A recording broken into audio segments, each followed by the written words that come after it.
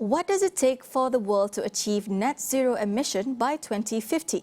We speak to Rajat Gupta, Senior Partner at McKinsey, on today's environmental outlook and changes that need to happen in order to achieve the target.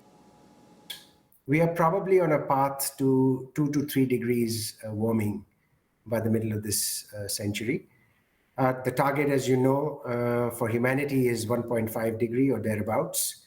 So clearly we are short in terms of the commitments that have been made by countries. 90% of the world's GDP has committed to get to net zero, but we are nevertheless short. And we may end up being even shorter if there is a delivery discount relative to the commitments that have already been made.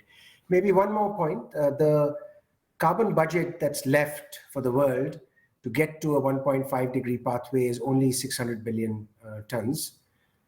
This can get exhausted in 10 to 15 years at the current rate that we are at.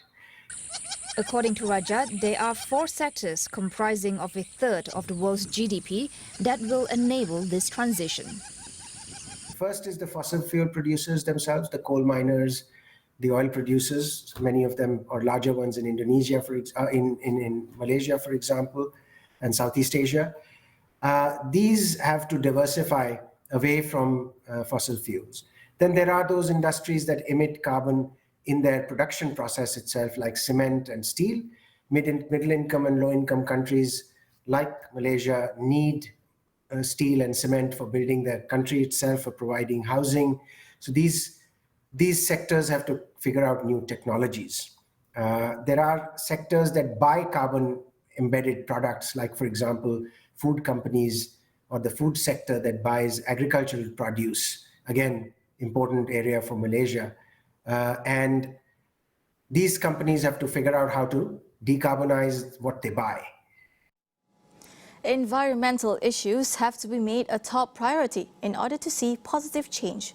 Rajat says it begins with capital reallocation and more demands for green initiatives.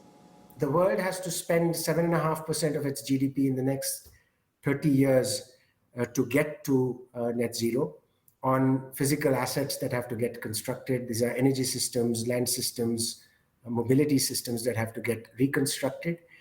And this number actually varies.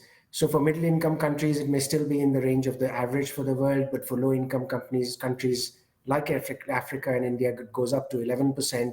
For the richer world, it's much less. So I think the mix of capital and where it goes is an important challenge. Demand shifts have to be taken care of and so on.